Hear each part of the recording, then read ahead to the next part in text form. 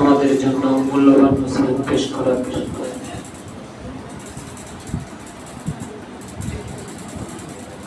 نحمده ونصلي على رسوله الكريم أما بعد فأعوذ بالله من الشيطان الرجيم بسم الله الرحمن الرحيم إنا نحن نزلنا الذكر وإنا له لحافظون صدق الله مولانا العظيم আজকের এই মজলিস কোরআনের মজলিস জগতের শ্রেষ্ঠতম নিয়ামত কোরআনে কারীম শ্রেষ্ঠতম নিয়ামত শ্রেষ্ঠতম ব্যক্তিবর্গকেই দেয়া হয় আমার আগে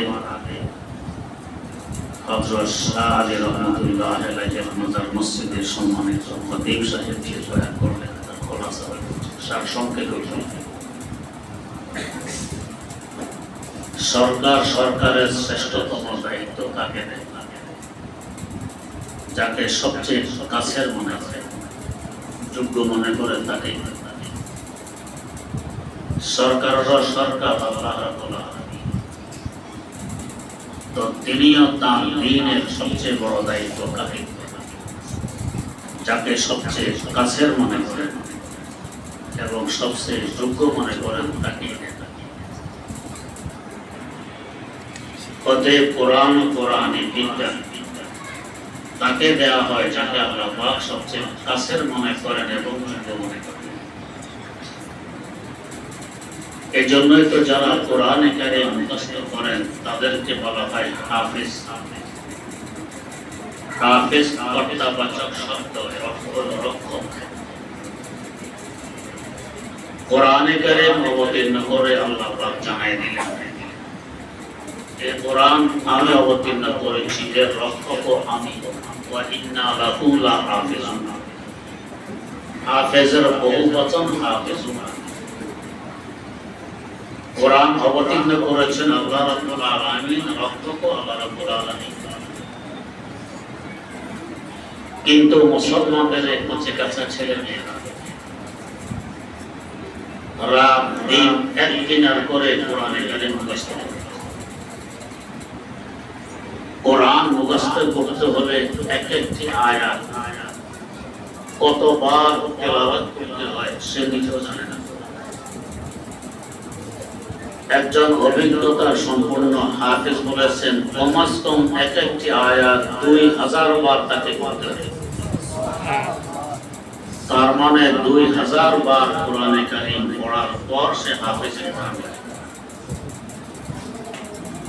সে তার সিনায় কোরআনকে সংরক্ষণ করে। আল্লাহ পাক তার উপর খুশি হয়ে যেন বলে দিলেন কোরআনের রক্ষক তো বাস্তবে আমি। তুমি যে নিজের আরাম নিজের ঘুম সব কিছুকে বিসর্জন দিয়ে আমার কোরআন সিনা সংরক্ষণ করেছ, আমি তোমার উপর খুশি হয়ে আমার এই হাফেজ টাইটেলটি তোমাকে দিয়ে দিলাম। এখন থেকে জাতি বিজাতি নির্বিশেষে সকলে তোমাকে হাফেজ বলবে। না হয় দুনিয়ার কোন মুফতি এই ফতোয়া দেন কোরআনে কারীম মুখস্থ করলে তাকে হাফেজ বলতে হবে। দুনিয়ার কোন রাষ্ট্র এর আইন করেনি যে কোরআনে কারীম হিফজ করলে মুখস্থ করলে তাকে হাফেজ বলতে হবে। কেন মানুষটাকে হাফেজ? অটোমেটিক মানুষের অন্তরে উপাধি এসে গেছে যে কোরআন মুখস্থ করে তাকে হাফেজ বলতে হবে। অন্তরে অটোমেটিক কিভাবে আসে? ফারসিতে একটি প্রবাদ আছে, জবানে খালক নকরায়ে খোদা। মানুষের জবান আমার আল্লাহর মাইক। আল্লাহ পাক যেটা বলতে চান মানুষের জবানে সেটা বলে সব কিছু লিখে আসে।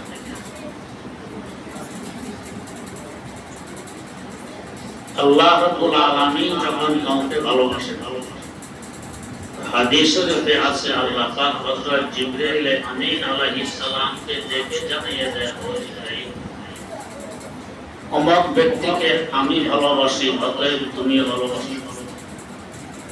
হযরত জিবরাইল আমিন আলাইহিস সালাম আকাশের ফেরেশতাদেরকে ডেকে জানিয়ে দেন, ও আকাশের ফেরেশতা শোনো, অমুক ব্যক্তিকে আল্লাহ পাক ভালোবাসেন, আমি ভালোবাসি, অতএব তোমরাও ভালোবাসো। আকাশের ফেরেশতারা তখন জমিনের ফেরেশতাদেরকে জানিয়ে দেন, ও জমিনের ফেরেশতা, অমুক ব্যক্তিকে আল্লাহ পাক ভালোবাসেন, জিবরাইল আমি ভালোবাসেন, আমরা ভালোবাসি, অতএব তোমরাও ভালোবাসো।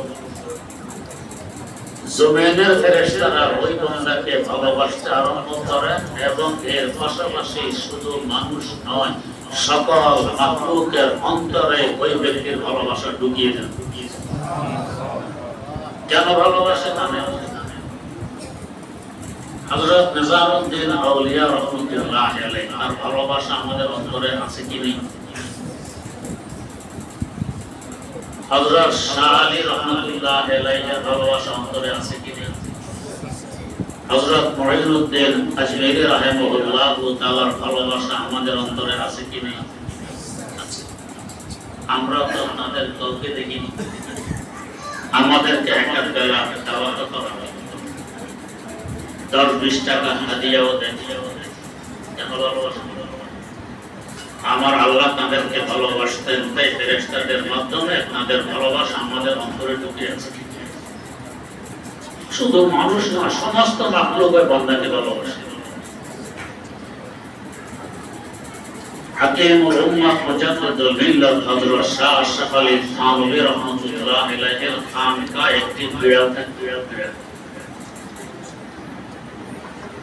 একদিন বাবুর্চি ডাল পাত্রে পাতিলে ঢাকনা না দিয়ে এমনি বাবুর্চি খানার দুয়ার বন্ধ করে বেরিয়ে যায়। বিড়ালটি ছিল ভিতরে। এই সময় একটি বিষাক্ত সাপ খুঁটি বেয়ে ঘরের সাহাকির হয়ে অপর প্রান্তে যাওয়ার পথে ডালের পাতিল বরাবর উপরে গেলে পড়ে গেছে ডালের পাতিল। গরম ডালে পড়ে সাপটি মারা যায়। দেখেছে একমাত্র বিড়াল, আর কেউ দেখে। বাবুর্চিখানে আসার পর বিড়াল সংবাদ দিবে এই ডালগুলো খাওয়া যাবে না, এখানে বিষাক্ত সাপ পড়ে মারা গেছে। কিন্তু সংবাদ দিবে কোন ভাষা? যে ভাষা বাবুর্চি বোঝে এই ভাষা বিড়াল বলতে পারে না। বিড়াল যে ভাষা বলতে পারে ওই ভাষা বাবুর্চি বোঝে না। যাই হোক, বাবুর্চি আসার পর বিড়াল নিজের ভাষায় বোঝানোর চেষ্টা আরম্ভ করে। মেয় মেয় মেয় মেয় সে মতেরই যতই মেয় মেয় করুক বাবুর্চি কি বোঝে বিড়াল কেন এমন করে? বিড়াল দেখে আমি তো বুঝতে পারলাম। এবার বাবুর্চির লুঙ্গি ধরে ডালের পাতিলের দিকে টেনে নিয়ে যেতে চায়। বাবুর্চি লাথি মেরে বিড়ালকে সরায় দেওয়া হবে, ওটা বোধহয় পাগল হয়ে গেছে এমন করে। বিড়াল দেখে বুঝাই দিতে পারলো। রশির মধ্যে বাবুর্চির কাপড় ঝুলতেছে, বিড়াল লাফ দিয়ে উঠে একটি কাপড় নিয়ে ডালের পাতিলে ফেলে দিতে চায়। বাবুর্চি লাথি মেরে বিড়ালকে সরায় দেয়, কাপড় নিয়ে আবার উঠিয়ে রেখে দেয়। ভাবে বোধহয় মাথা খারাপ হয়ে গেছে এমন করে কেন? বিড়াল দেখলে বুঝে দিত ভালো।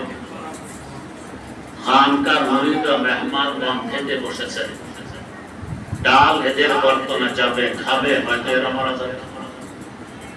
বিড়াল বেচারা বড় বিচলিত, চিন্তিত, হাই কি করে বুঝে দিত ভালো।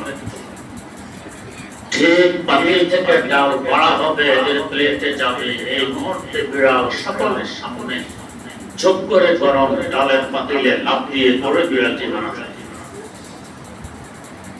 যে পাতিলে বিড়াল মারা গেছে সেই পাতিলের ডাল তো আর কেউ খাবে না। ডাল ফেলে দিতে গিয়ে দেখে ভিতরে বিষাক্ত সাপ পড়ে গেছে। এখন বুঝে এসেছে এতক্ষণ যাবৎ বিড়াল এমন করেছিল কেন। এই যে বিড়াল নিজের জীবন দিয়ে খানকাবাসীকে বাঁচাই দিল, জীবন দেয়া কি এত সহজ? দুনিয়ার সবচেয়ে কঠিন কাজ হলো জীবন। বিড়ালের জন্য সহজ কেন? আমি যদি আমার থেকে আরেকজনকে বেশি ভালোবাসি, তার জন্য জীবন দেয়া সহজ, এর আগ পর্যন্ত জীবন দেয়া সহজ। आए दोस्तों अगर जाओ भी जाओ तो बख्शम, आए दोस्तों अगर जाओ भी जाओ तो बख्शम, आज जांचे अजीज अस्ते अबू आओ तो बख्शम। কেন বিড়ালের জন্য এত সহজ হয়ে গেল? এ পাশায় দেয়া লোকে জানবে এদের মহব্বত বিড়ালের অন্তরে ঘর করে বসে। কেন এরা তো ছিল না বিড়ালের গালে একটি চুমুও খায়। এদেরকে আমার আল্লাহ ভালোবাসতেন, তাই ফেরেশতাদের মাধ্যমে বিড়ালের অন্তরে এদের ভালোবাসা এসে গেছে। ঠিক তেমনিভাবে যারা হাফেজে কোরআন, আমার আল্লাহ নিজের টাইটেল, নিজের লকব, নিজের উপাধি এদেরকে দিয়ে দিয়েছেন। অটোমেটিক জাতি বিজাতি নির্বিশেষে সকলের অন্তরে এই কথা এসে গেছে, কোরআন মুখস্থ করলে তাকে হাফেজ বলতে হবে। সাধারণ কোরআনে কারীমের শুরু থেকে শেষ পর্যন্ত হাজার হাজার বার পড়ে এটাকে মুখস্থ রাখা তা কল্পনার বাইরে। কিন্তু আমার আল্লাহ সহজ করে দিয়েছেন, ওয়ালাকাদ ইয়াসসারনাল কুরআনা লিযিকরি ফাহাল মিন মুদ্দাকির। তাই সহজে এটা মুখস্থ হয়। দুনিয়ার অন্য কোনো কিতাব এত সহজে মুখস্থ হয় না, বলেও রাখতে পারে না, ভুলে যায়। এটা রাখতে পারে না। যারা আজ সালাত নিয়েছে, আল্লাহ রাব্বুল আলামিন এদেরকে কত কাছের মনে করেন, কত ভালোবাসেন, যার কারণে এই সরকারি সবচেয়ে বড় দায়িত্ব তাদেরকে দেয়া হলো যে আমার কালাম হেফাজতের দায়িত্ব তোমাদেরকে দিতে হবে, তোমরা হেফাজত করবে। এরা তো কালামের ইবারত আর লফজ হেফাজত। খতিব সাহেব হুজুরের পরে বললেন হাফেজ হয়ে ক্ষান্ত হলে হবে না, এরপরে আলেম হওয়া। এরা কালামের ব্যাখ্যা, হাদিসের বরকতে যারা হাদিসের হেফাজত করে মুহাদ্দিসিন, কোরআনের বরকতে যারা কোরআনের হেফাজত করে এদেরকে বলা হয় কারি। যারা ব্যাখ্যা বিশ্লেষণ অর্থ মাত্র ইত্যাদির হেফাজত করে তাদেরকে বলা হয় মুফাসসির। হাফেজ, কারি, মুফাসসির, ফকিহ এদেরকে আল্লাহ পাক হেফাজত করেন। খতিব সাহেব হুজুর কোরআনের বরকতে, তাফসীরের বরকতে, হাদিসের বরকতে এদেরকে হেফাজত করেন। এটা কাছে যারা এই ধরনের খেদমত করে গেছেন তারা মরেও অমর। কয়েক লক্ষ মহামনীষী যাদের মাধ্যমে আমরা হাদিস পেয়েছি, তাফসীর পেয়েছি, ফিকহ পেয়েছি, কিরাত পেয়েছি ইত্যাদি ইত্যাদি, তাদের জীবনে সংরক্ষিত রেজালের কিতাব, এক একটি কিতাব 30 খণ্ড, 40 খণ্ড, 50 খণ্ড রেজালের কিতাব, এদের জীবনী সংরক্ষিত। এরা মরেও আছে। এমন মহাদৌলত আপনার আমার সন্তানকে দেওয়ার লক্ষ্যে আল্লাহ পাক এখানে আছে, সবক নেওয়ার তৌফিক দিয়েছেন। কিছু দায়িত্ব আমাকে আপনাকেও নিতে হবে, শুধু হুজুরের কাঁধে তুলে দিলে হবে না।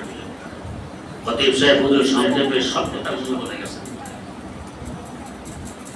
আগের যুগে ছিল আমার ছেলেকে হুজুরের হাতে তুলে দিলাম, করবে বাঁচবে এটা আমার দেখার বিষয় না, এলেম লাগবে। সিরাজুল হিন্দ শাহ আব্দুল আজিজ মুহাদ্দিস দেহলভী রাহমাতুল্লাহ, তার আব্বা ইমামুল হিন্দ হযরত শাহ ওলিউল্লাহ মুহাদ্দিস দেহলভী রাহমাতুল্লাহ আলাইহির জন্য অন্তর খুলে দোয়া করতেন। একটি শেরের মধ্যে তিনি দোয়া করতেন, রোহে বেদরম শাদকে বি গুফতে উস্তাদ, روحे बेदरम शादके मी गुफ्ते उस्ताद, फरजंद नूरा फेश्तो के याद मुझो दिगर है, फरजंद नूरा फेश्तो के याद मुझो दिगर है। अल्लाह আমার আব্বার রূহ বড় শান্তিতে থাকুক পরকালে। কেন এই ছোটবেলায় আমার আব্বা আমাকে বক্তব্যে উস্তাদের সুন্নাত করে বললেন আমার ছেলেকে আল্লাহর মহব্বত শেখাবেন, আর বাকি সব কিছু মহব্বত শিখবা মানে কালাম শিখবা, এটা মহব্বতের মূল মন্ত্র। এই মক্তবের কথা হাজার হাজার বছর থেকে চলে আসছিল মুসলমানদের।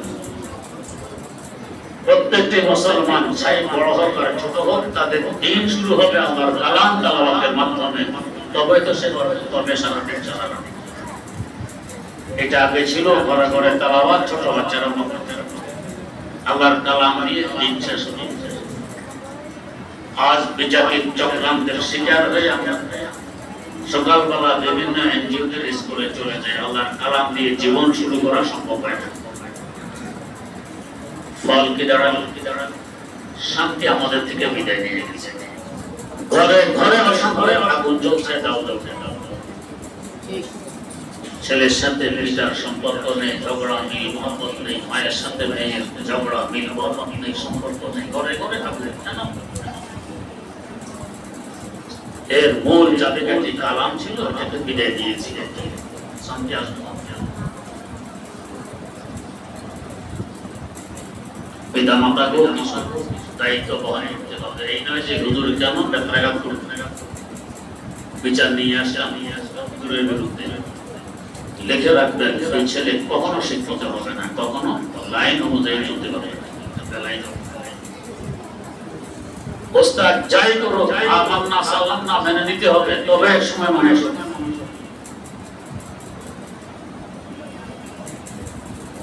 আমার ঘরের পরিবেশ মাদ্রাসার পরিবেশের সাথে খাপ খাইতে হবে, মিলতে হবে। মাদ্রাসার পরিবেশ একরকম, ঘরের পরিবেশ আরেক রকম। ছেলে আলেম কিভাবে মাদ্রাসায় ছুটে নুরানি বিভাগের এক ছোট ছাত্র প্রাপ্তবয়স্ক, তার আব্বা এসে তাকে পড়ায় নিয়ে যাবে।